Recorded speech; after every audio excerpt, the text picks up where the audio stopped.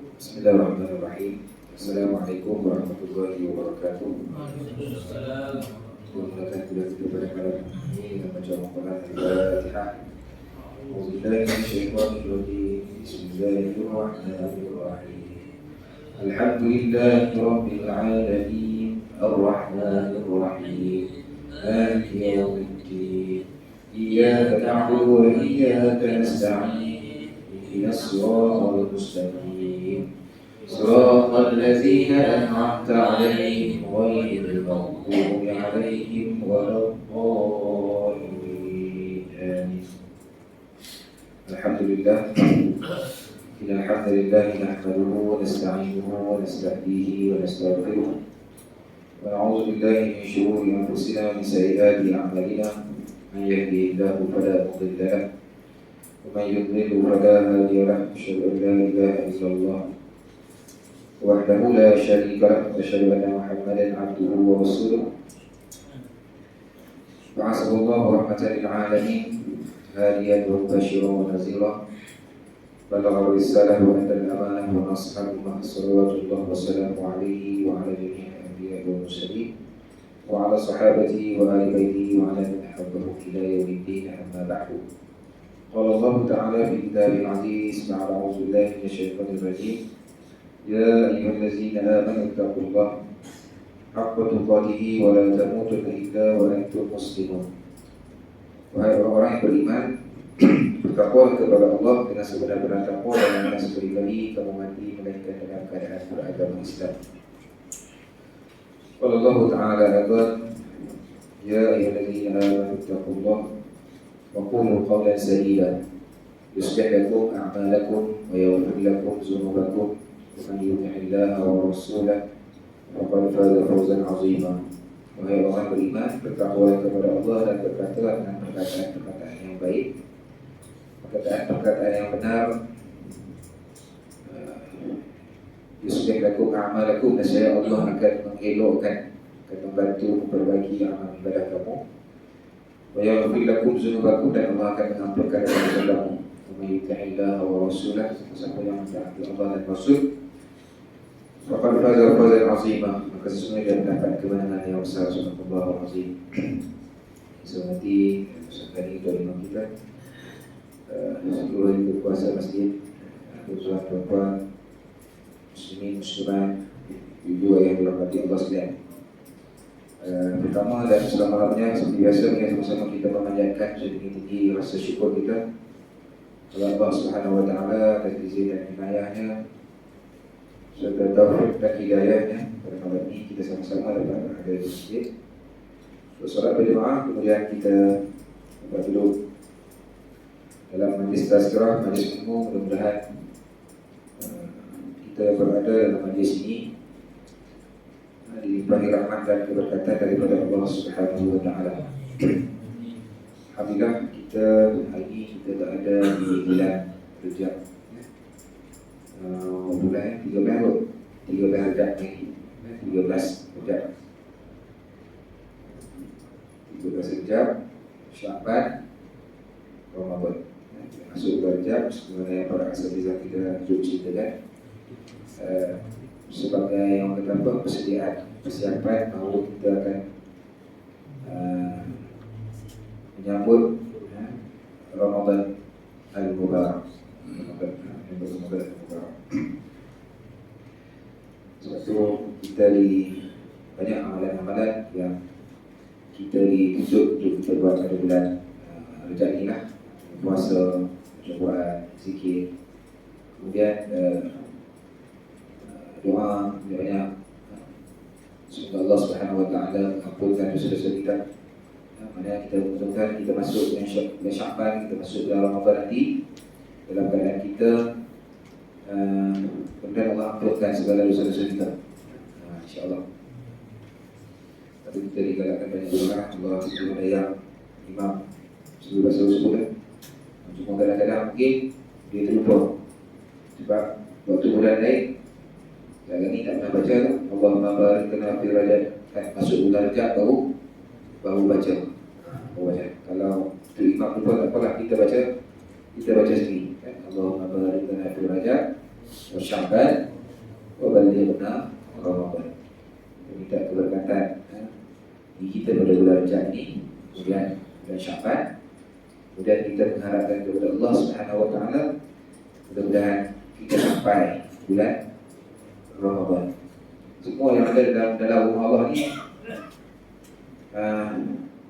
tidak ada seorang pun yang dia boleh jamin dia boleh sampai balighna Ramadan tu, boleh sampai pada Ramadan, sampai pada bulan Ramadan ni belum tentu. Saya yang cakap kat depan ni pun tidak ada jaminan. Kita perlu minta kepada Allah mudah-mudahan kita sampai pada bulan Ramadan.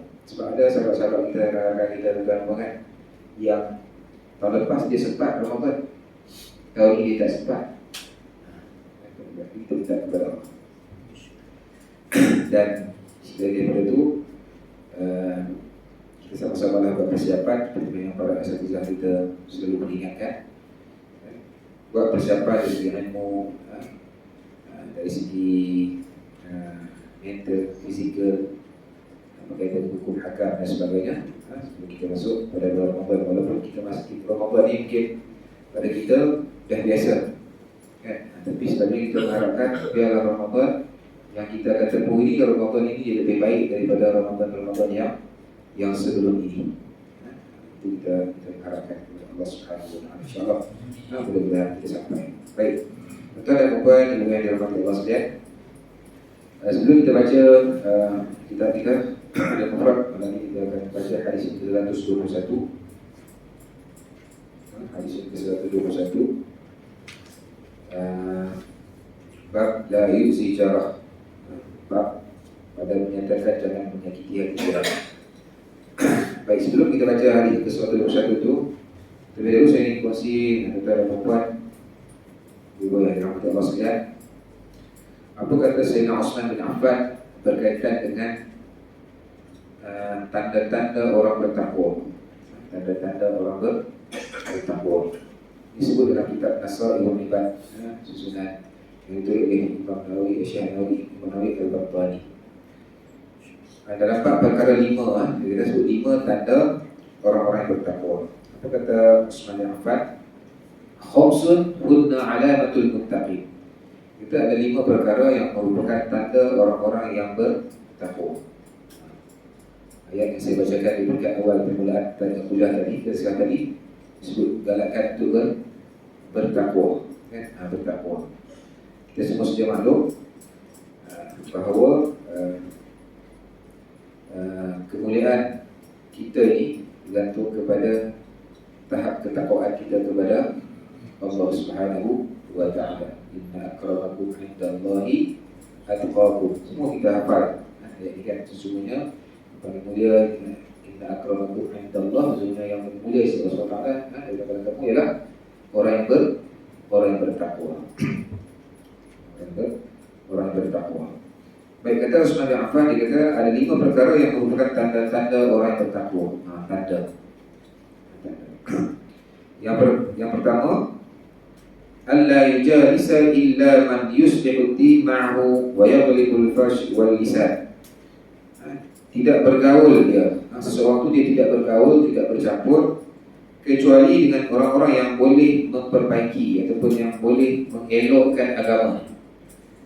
Pertama, yang kedua memelihara kemaluannya dan ucapan. Itu tanda-tanda orang bertakwa menurut Sayyidina Uthman bin Affan. Maknanya dia bergaul dengan orang-orang yang baik-baiklah. Dia tak bergaul, tak bercampur dengan orang-orang yang boleh merosakkan pegangan agama ni. Alhamdulillah kita melalui mudah-mudahan yang duduk dalam masjid ni, kawan-kawan kita, sahabat-sahabat kita dengan orang yang insya-Allah menjaga agama, pada masa yang sama dia akan menjaga juga tentang pegangan agama kita. Kemudian memelihara kemaluan kita dan juga ucapan kita.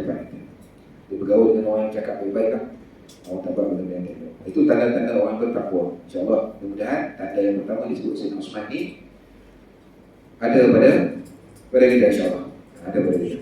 Yang kedua,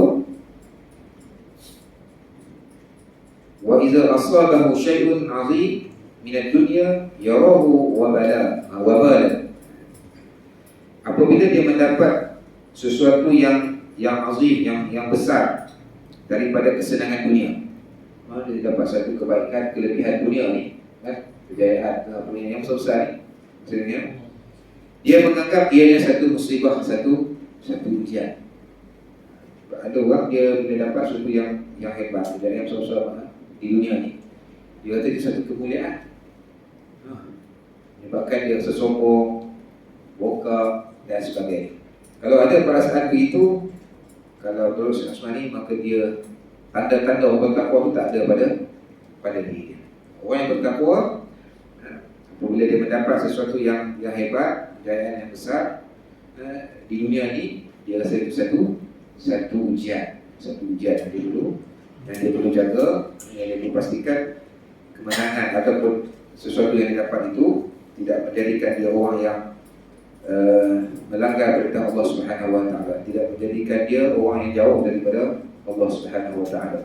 Dia orang yang bertakwa, ambil kesenangan yang dia dapat itu, kejayaan yang besar itu, sebagai satu ujian untuk dia lebih dekat lagi dengan Allah Subhanahu Wa Taala.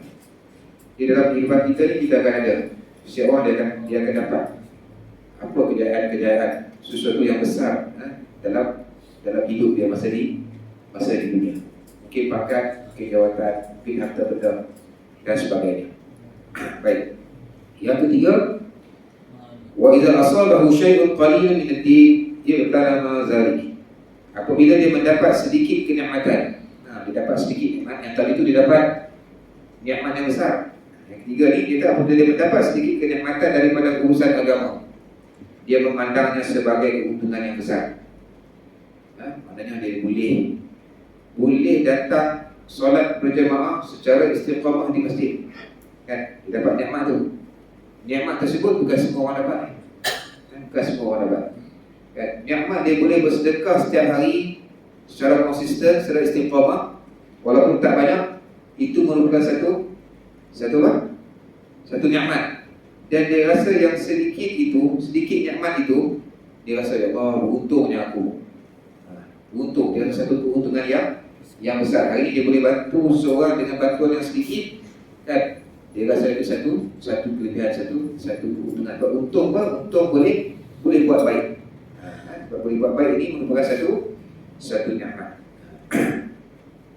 Yang ketiga, yang keempat, wa yamla'u batnahu min al-halal khawfan an yukhalidu haram. Dia ni orang yang keempat ni, dia tidak memenuhi perutnya dengan sesuatu yang halal lantaran takut akan bercampur dengan sesuatu yang haram. Maknanya dia jaga makan minum ni, halal haram ni dia jaga. Ada orang dia mungkin dia tak kisah tu. Mungkin kan dia tak kisah, kan? Tapi ada orang yang ambil berat betul. Sesuatu yang dia nak makan, nak menjadi darah daging dia, nak apa yang bagi makan kepada ahli keluarga dia ambil berat. Teliti, boleh makan tak boleh makan. Orang ataupun macam mana, dia ambil kira tentang. Kadang ada orang dia tak kira, dia tak kisah. Dia tak kisah. Aku juga dalam masyarakat, kan? Dan yang kelima, tanda-tanda orang bertakwa, wa yaran nasa kullahum qad najaw wa yara nafsahu qad halakat. Dia melihat orang lain bersih daripada dosa. Dia tengok orang lain ni apa? Macam tak ada dosa lah, banyak buat benda baik, kan? Sedangkan dia melihat diri dia penuh dengan dosa. Ini tanda-tanda orang bertakwa menurut Sayyidina Uthman bin Affan yang dicatat dalam kitab Nasaihul Ibad, susunan Imam An-Nawawi Al-Barqali.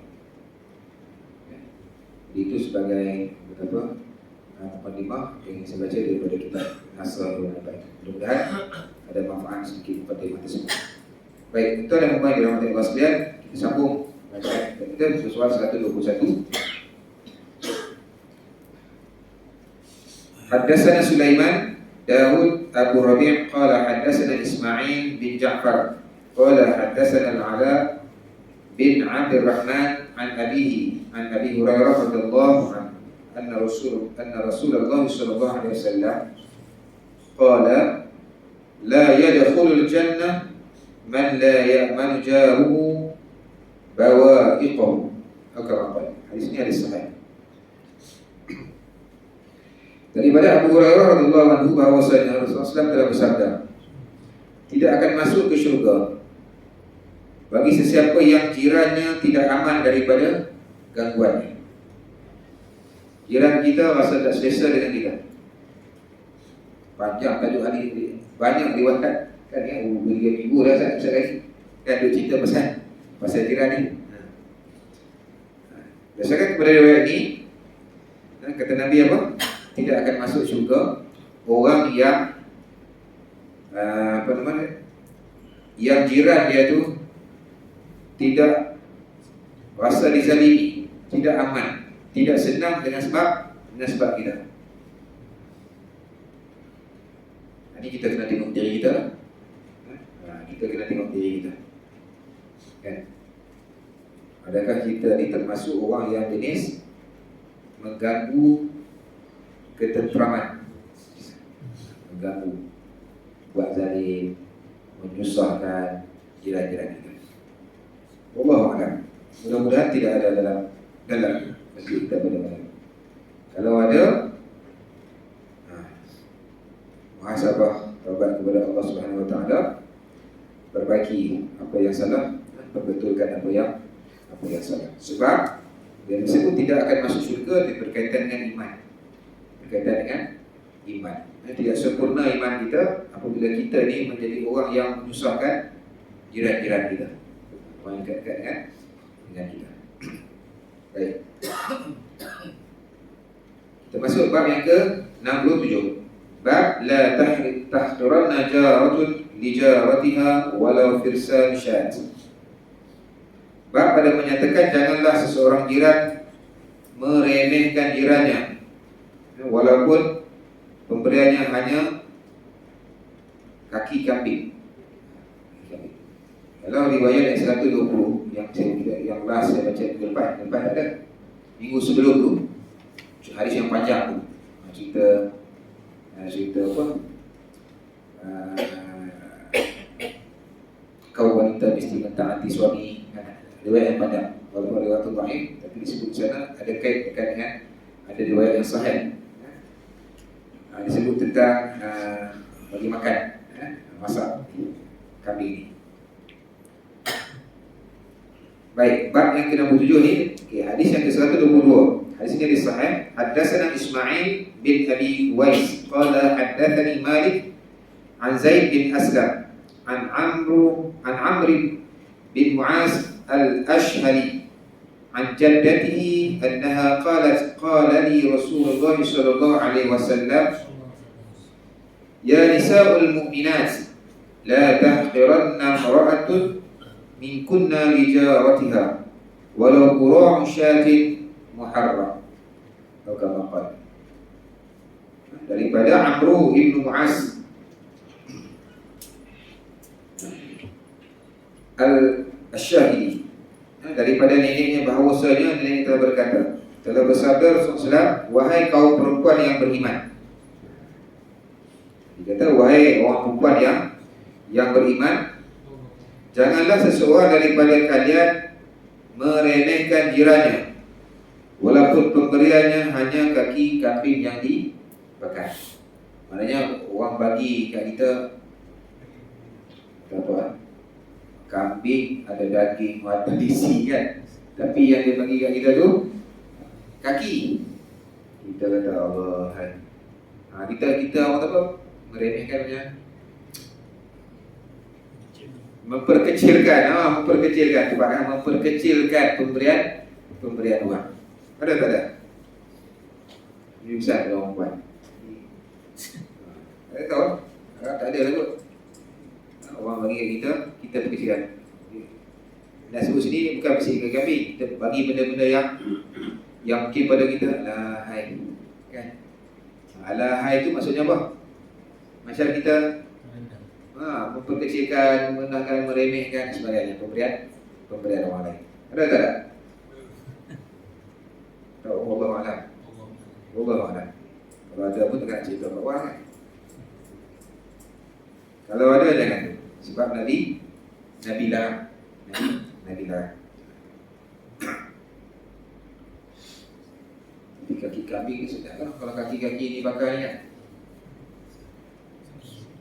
Kalau ingat masa bui-bui, masa bui saya dulu, ini sebelah lembu kan. Sebelah lembu sendiri ni biasa kaki lembu tu orang dapur ni kan, macam ni mobil lemong ni dia akan bakar.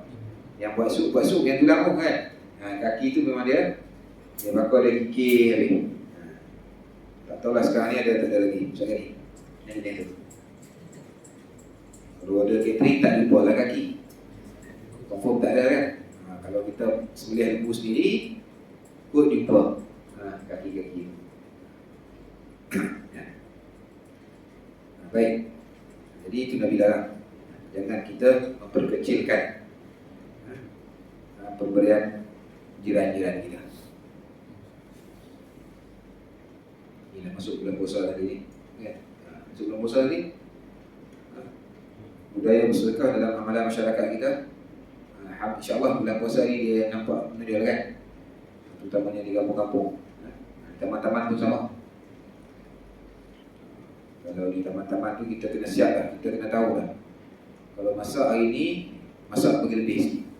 Standby untuk nak balas balik ataupun nak bagi keluar kan? Kena standby. Kalau pergi bazar Ramadan pun plan siap-siap, beli lebih sikit. Tujuan apa? Nak bagi ke orang. Baik, hadis yang ke-123. Hadis ini juga hadis sahih. Haddatsana Adam qala haddatsana Abi Zid qala haddatsana Sa'id al-Muqburi an abihi an Abi Hurairah radhiyallahu anhu qala Nabi sallallahu alaihi wasallam ya nisa'ul muslimat la tahqiranna jaratun li jaratiha walau firsan syat. Cerita benda yang sama, mafhum hadis itu maksudnya sama, tapi riwayat yang lain. Daripada Abu Hurairah radhiyallahu anhu telah bersabda Nabi SAW, wahai kaum perempuan yang beriman, dua kali disebut. Janganlah seorang jiran perempuan meremehkan jiran perempuannya walaupun sebenarnya hanya kaki kambing. Ini riwayat lain. Ini apa maknanya? Kita kena ambil bergarah sebab dia berkait dengan iman, berkait dengan keimanan kita kepada Allah Subhanahu wa taala. Baik, bab yang ke-68. Bab syikayatul jar. Bab pada menyatakan keluhan jiran. Jiran mengeluh. Jiran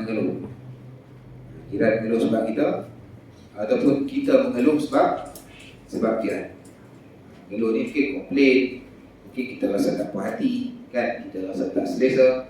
Ada riwayat kita tengok. Hadis ini sahih li ghairihi. Antara dia dalam syarah sahih li ghairihi. Haddatsana Ali bin Abdullah qala haddatsana Safwan bin Isa qala haddatsana Muhammad bin Ajlan qala haddatsana Abi an Abi Hurairah radhiyallahu anhu qala rajulun ya Rasulullah inna li jaran yu'zini faqala intaliq fa akhrij mata'aka ila at-tariq fantalaqa fa akhrij mata'ahu fajtama'a an-nasu alayhi faqalu ma sya'nuka qala li jarun yu'zini فذكرت للنبي صلى الله عليه وسلم فقال انطلق فأخرج متاعك إلى الطريق فجعلوا يقولون اللهم العنه اللهم أخزه فبلغه فأتاه فقال ارجع إلى منزلك فوالله لا أؤذيك atau kama qala. Daripada Abu Hurairah radhiyallahu anhu, dia telah berkata seorang lelaki kepada Rasulullah SAW. Seorang lelaki kepada Rasulullah, dia kata apa? Wahai Rasulullah, sesungguhnya bagiku jiran yang menggangguku. Dia mengadu kepada Nabi Islam. Dia beritahu jiran dia ni mengganggu dia. Mengganggu dia. Apa kata Nabi? Maka Rasulullah SAW bersabda, engkau pulanglah. Nabi suruh balik dan keluarkan barang-barang kamu dan letaknya di jalan. Keluarkan barang di rumah tu, letak dekat jalan. Maka lelaki itu pun pulang dan mengambil barang-barangnya lalu meletakkannya di jalan. Tak ada rumah kan? Maka apabila dia letak depan rumah, tak di jalan tu, orang ramai tengok kan? Saya keluar tak barang depan ni. Maka orang tu berkumpul di sekitarnya sambil tanya, pasal apa? Bawa keluar barang ni? Kan? Barang duduk dalam rumah ni tu, kenapa letakkan dia orang? Apa kata? Kemudian dia menjawab, jiranku menyakitiku, lalu aku ceritakannya kepada Nabi. Dia kata, jiran ni menyusahkan aku, menyakitkan hati aku. Kemudian aku menceritakan Nabi. Nabi suruh aku bawa keluar barang-barang ni. Dia cerita, jiranku menyakitiku, lalu aku ceritakannya kepada Nabi. Baginda Nabi SAW pun bersabda, kau pulanglah dan keluarkanlah barang-barang kamu dan letakkannya di jalan. Maka mereka, yakni orang yang ramai-ramai tadi tu, kata apa? Ya Allah, laknatilah dia. Laknat apa?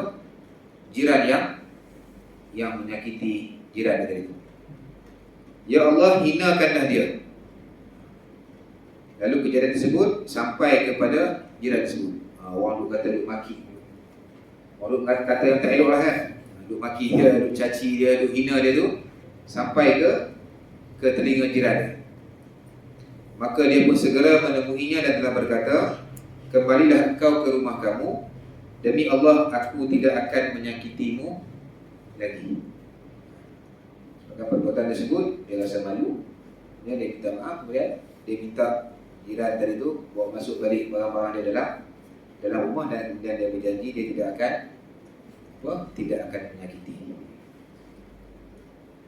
Dalam masyarakat kita, kalau kita buat macam ni agak-agak boleh lah. Sudah bilang dia buat tak tahu je kan. Pandai-pandai hang lah kan, cuba. Tak tahu. Boleh juga buat yang kalau tak tahan dengan jiran kita kan. Buatlah apa-apa isyarat kan. Cukup dia rasa bersalah dengan dia kata. Tapi saya rasa susah nak tipu je ni. Susah nak rasa ni. Cukup dia kata Alhamdulillah, Alhamdulillah kan, syukur banyak-banyak. Bukan dia rasa dia bersalah, dia rasa syukur. Ini Nabi ajar kita begitu. Itu cara dia. Tunjukkan bahawa perbuatan menyakiti jiran ini memang tak sesuai, memang tak elok. Memang tak.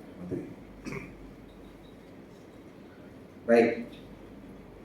Hadis yang ke-125. Masih di bawah bab syikayatul jar, penyakit, menyatakan keluhan jiran.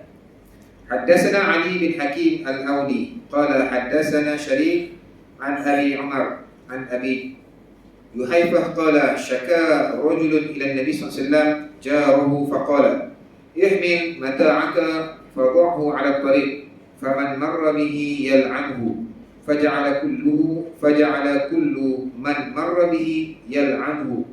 فجاء إلى النبي صلى الله عليه وسلم فقال ما لقيت من الناس فقال إن لعنة الله فوق لعنتهم ثم قال للذي شكر كفيت أو نحوه أو كما قال. Daripada Abu Yuhaifah radhiyallahu anhu, dia telah berkata, seorang lelaki telah mengadu kepada Nabi SAW tentang jirannya. Maka Nabi SAW telah bersabda, bawalah harta kamu dan engkau letaklah di atas jalan. Sama juga dengan riwayat, tapi orang lain yang riwayat cerita masuk surah Nabi itu sama. Maka orang yang melewatinya akan melaknatnya. Dan orang yang tengok tu akan apa kita kata, akan menjebut, akan mencaci, akan menghina jiran jiran yang menyebabkan jiran dia tu susah. Maka setiap orang yang melaknatnya akan melaknatnya, lalu dia yang jiran mengganggu telah datang kepada Nabi SAW. Maka dia berkata, apa yang aku terima ini daripada orang ramai.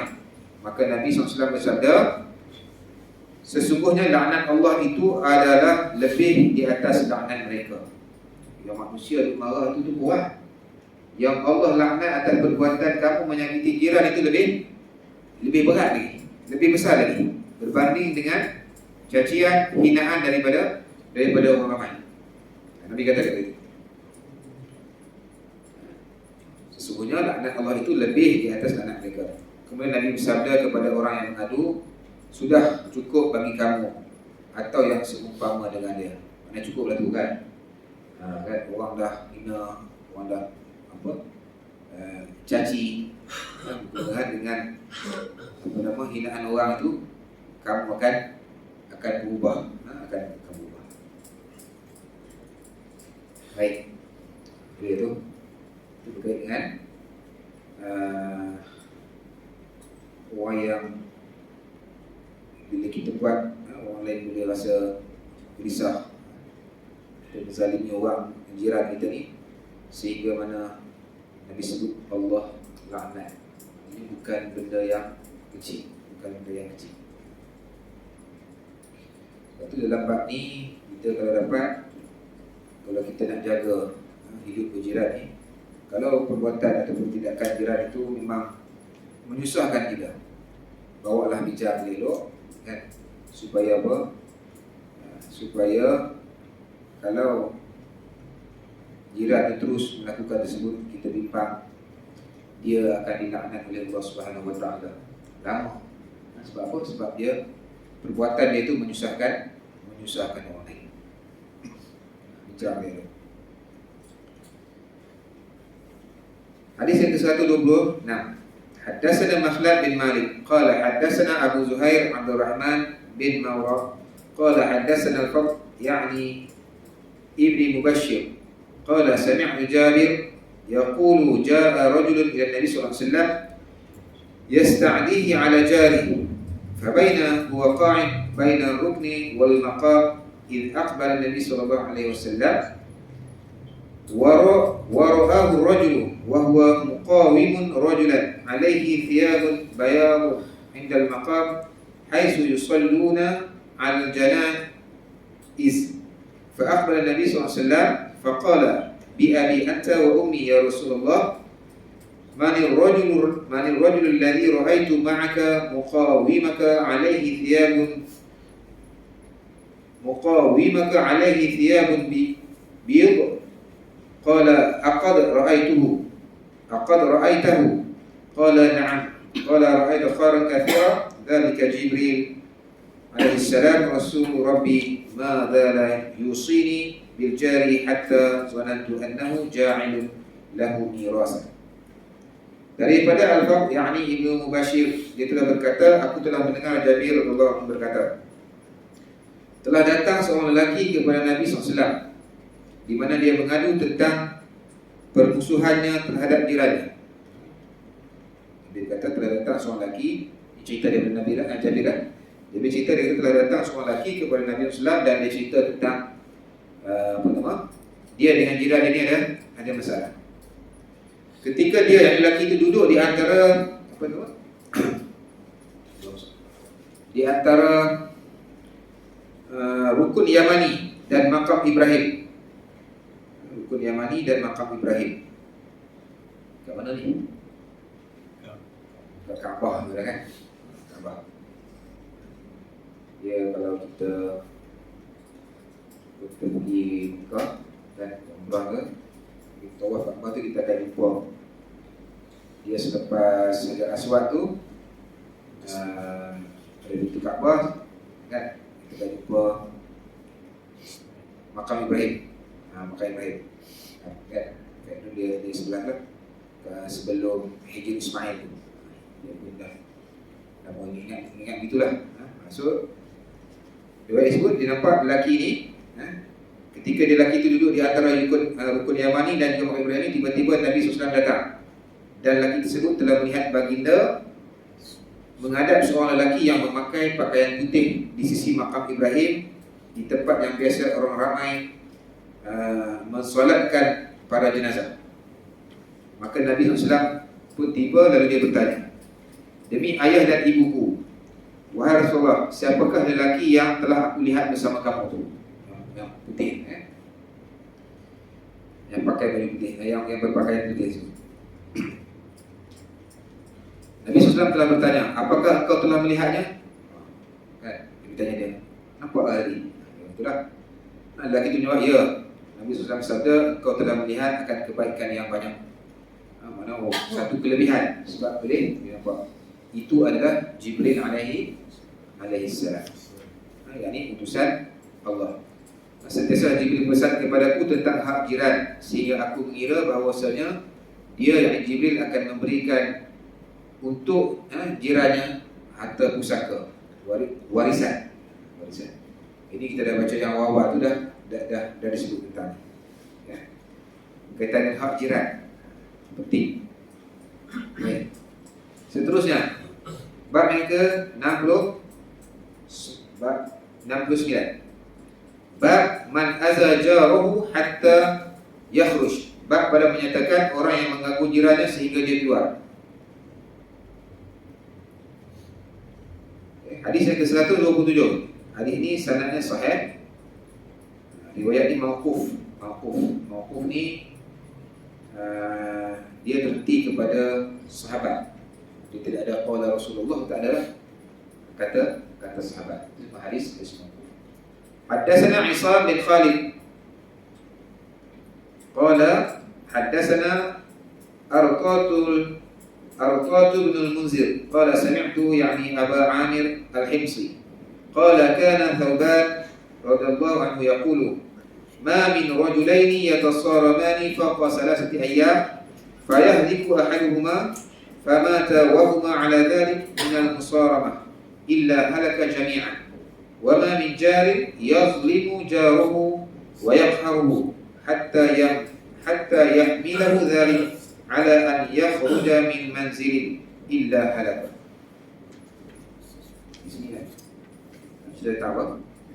Daripada Abu Amir Al-Hims, dia telah berkata, adalah Sauban radhiyallahu telah berkata, tidak ada daripada dua orang lelaki yang saling memutuskan hubungan persaudaraan lebih daripada 3 hari.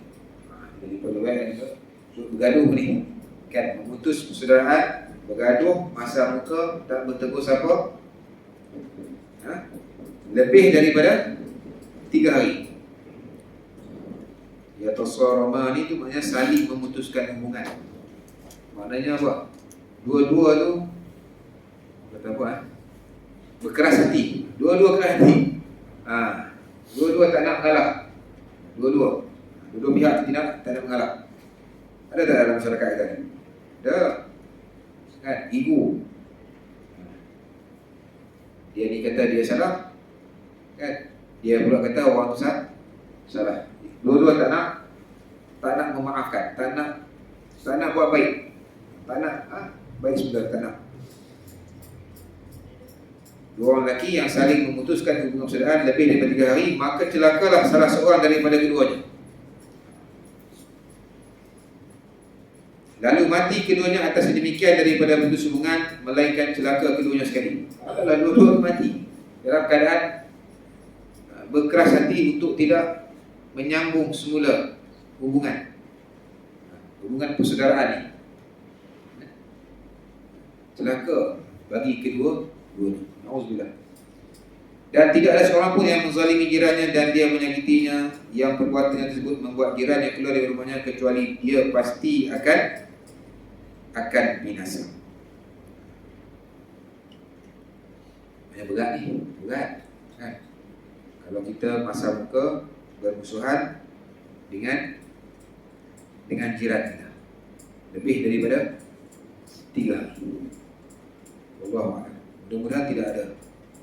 Kalau ada, segeralah. Takut-takut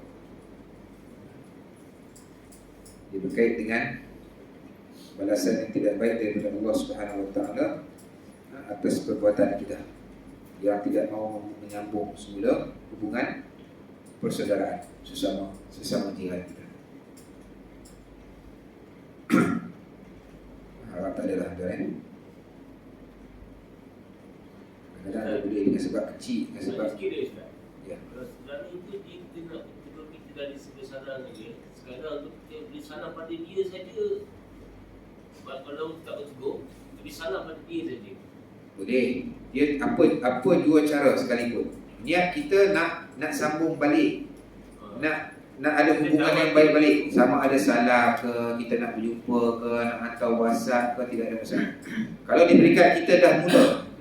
Kan kita dah hantar, kita dah bagi salam, Assalamualaikum. Dia pun tak tahu buat dia. Tapi kita dah buka untuk kita dah okeylah. Itu biar dia dengan Tuhan. Dia dengan Tuhan. Kita dah lepas. Mudah-mudahan kita tak termasuk yang kata apa nama celaka tadi tu. Ini banyak ni. Sebenarnya benda yang kecil je. Benda tu dah kecil. Benda tu dah settle lama dah. Kan? Benda tu orang kata apa dah lama sangat.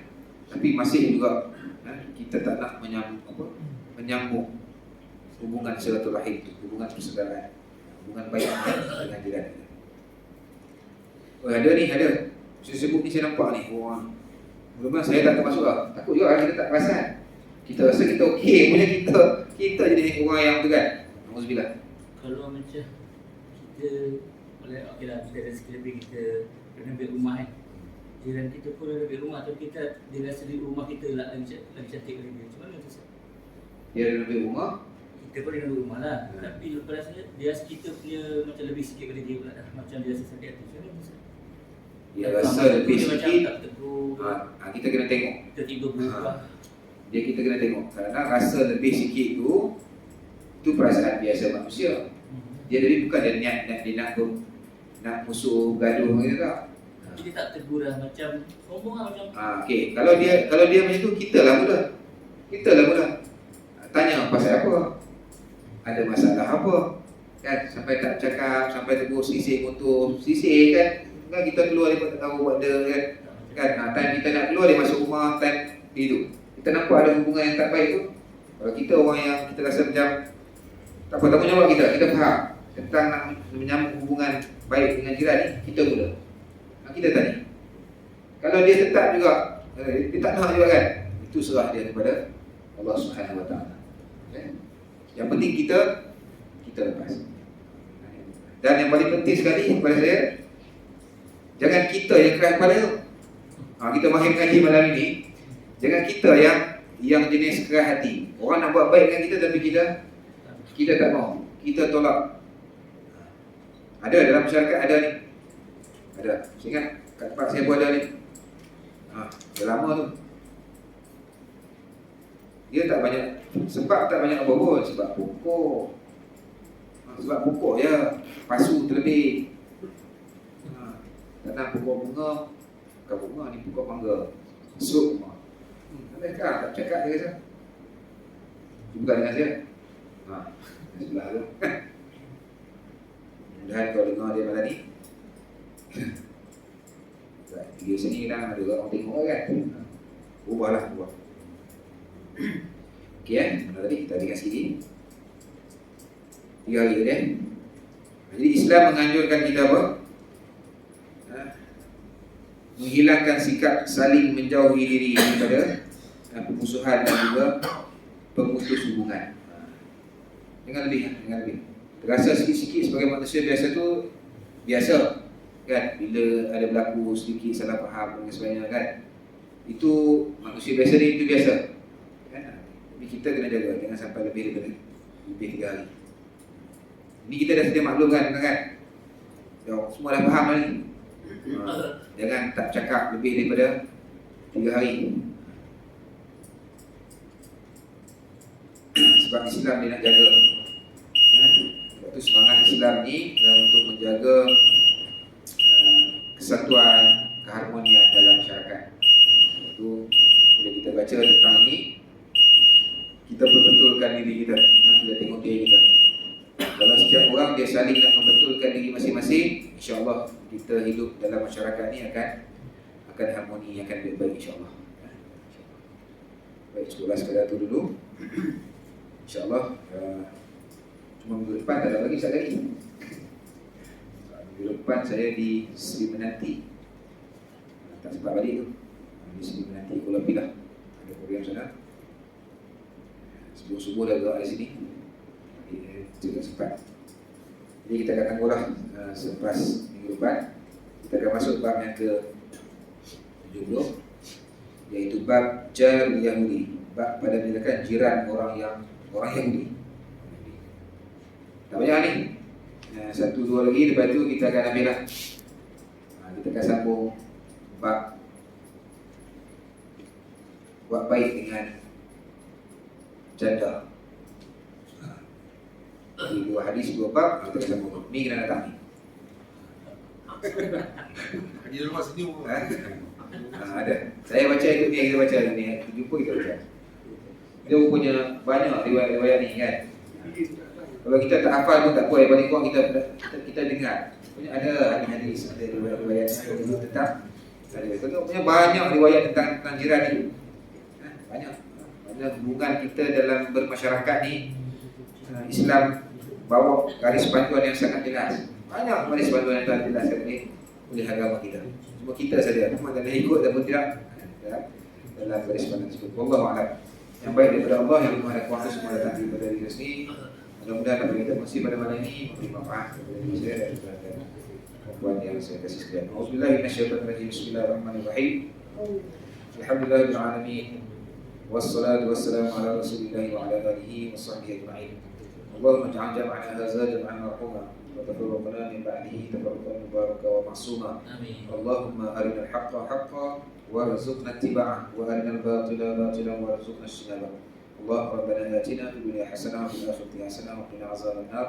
صلى الله على سيدنا محمد وعلى آله وصحبه وبارك وسلم والحمد لله رب العالمين وبالله التوفيق والهداية والرضا والعناية. السلام عليكم ورحمة الله وبركاته.